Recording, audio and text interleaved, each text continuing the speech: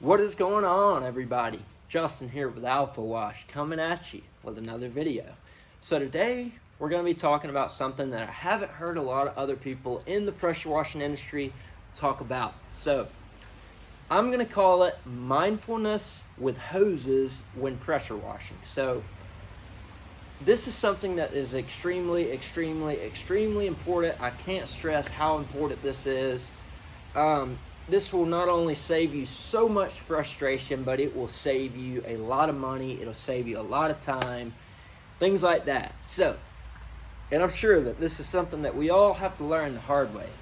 So when you're pulling hoses, if you try to cut corners with pulling the hoses, you're going to deal with a lot of friction. If you're trying to be as just get it as quick as it could possibly be and not stop and analyze the situation with the hose and see what's happening or think it out ahead in advance, that's the best way to do it.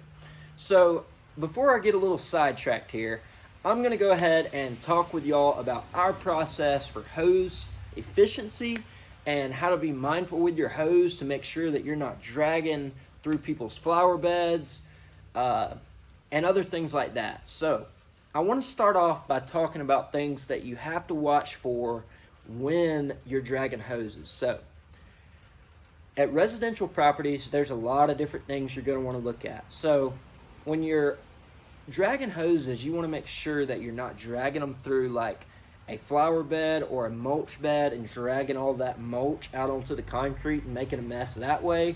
You're also going to want to make sure that they don't have any landscape lighting that you're going to catch with your hose and pull it out. And also, if there's a lot of little roots sticking up, you want to make sure that your hose isn't getting caught on those when you're pulling them. So what I like to do is, say I've got 200 feet of hose out and I'm getting ready to go from one side of a property to another side of a property.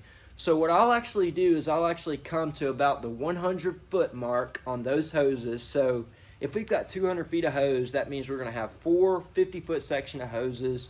So I want to go to where that second and that third hose meet each other at, and I want to control the hose from there. So let's say we're at the back of a property and we want to go around to the right side of the property. So instead of having the end of our hose with our wand on it and just dragging it around to the right side, then it's going to cause it to get caught on the corner of the building, bushes if they have bushes, flowers if they have flowers, furniture if they have furniture.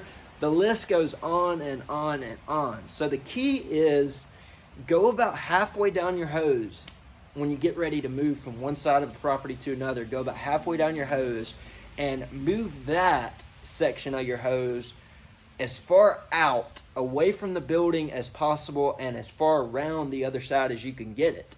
And the whole idea of this is so you can go to the ends of it then and pull it without it catching on the building, without it catching furniture, without it catching anything. And you're going to feel like this makes your process a little slower, but it honestly makes it faster, and you'll catch yourself being angry a lot less if you try this technique and put a system in place around it. So just to recap, we want to be very mindful with our hoses when we're on a commercial property or a residential property. We don't want to be dragging those hoses and getting it caught in flower beds and furniture and lights and things like that. So it's extremely important to be mindful and always be watching when you're pulling your hoses.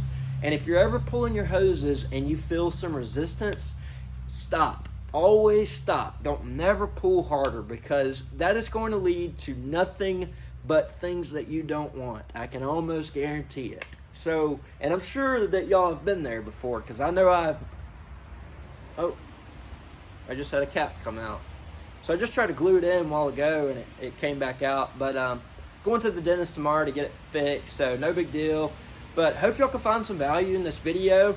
You want to be as efficient as you can be with those hoses, and you also want to be mindful of the things that you're pulling your hoses around, because you don't want to leave any damage on the property. So hope y'all found some value in this. We'll catch y'all later.